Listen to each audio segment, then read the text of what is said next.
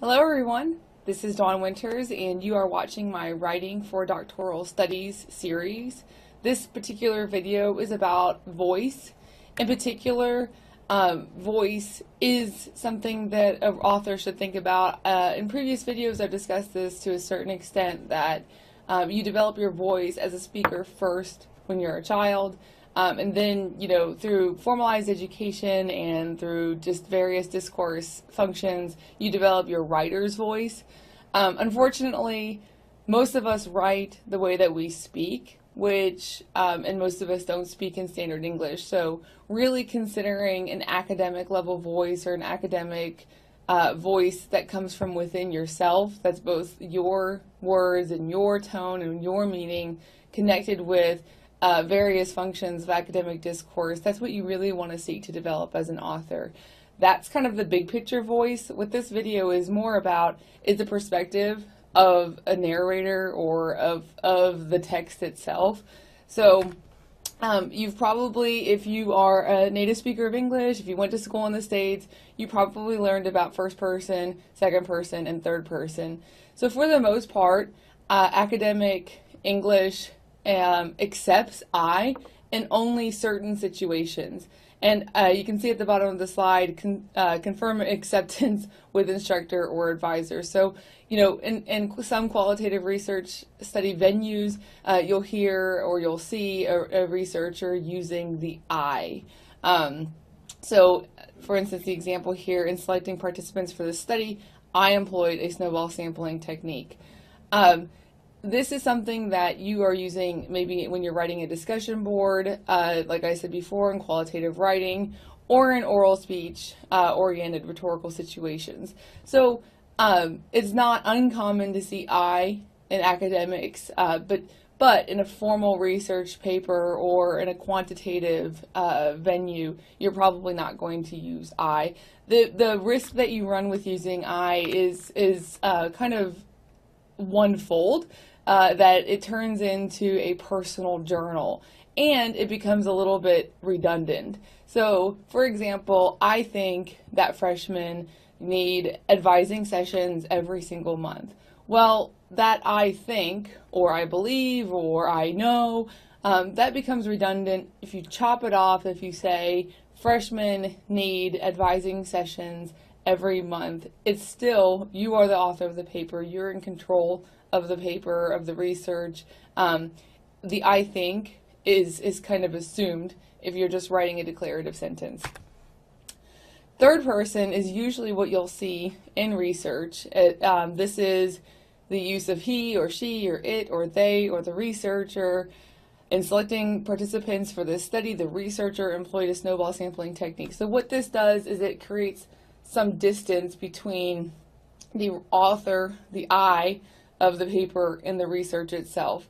It's done as a nod toward reducing bias in your writing, and it is done to, again, not include or not influence the reader's influence over what you're thinking. So, empirical research, class essays, articles, it's not something that you might want to do in a discussion board. Those tend to be a little bit more relaxed, but again, working with the instructor, confirming with instructor, because teachers tend to be a bit different in certain situations. So, and if you're writing in a real world situation, choosing third person is usually the safest bet. Second person. This you should just eliminate out of your head. I am using the second person right now because I am making a video to you. So you clicked on this video, you are my audience, there's a direct you that I am actually speaking to. When you're writing in a certain situation, you don't want to use you because it can isolate the audience. So for example, if I said you, or when you have a baby, your body goes through changes. Well, for all you men out there, you just became isolated or alienated. You're never going to have a baby unless there's a miracle of science, and then you may not even want to. But yeah, you're not going to be a part of that. Or when you graduate college, this, and this. So you want to write for a broad general audience when you're writing, and for those of us in doctoral work, it's an audience of other doctoral either researchers or people who are in this field. So you're going to try to eliminate that direct conversation with the audience. So the example I have on here is in selecting participants for a study, you should employ a Sobel sampling technique. So you will hear this when you're listening to an instructor, when you're watching videos like this, if you're reading like an instruction manual, because the audience, the writer or the rhetorician is speaking directly to the audience, but it's not accepted in academic writing.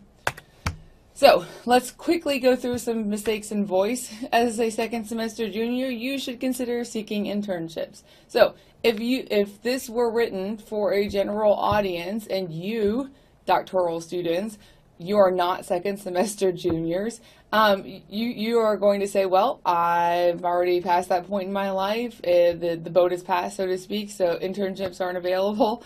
The purpose of the sentence is kind of to instruct, and the audience really is someone who is a second semester junior, which is a really limited audience.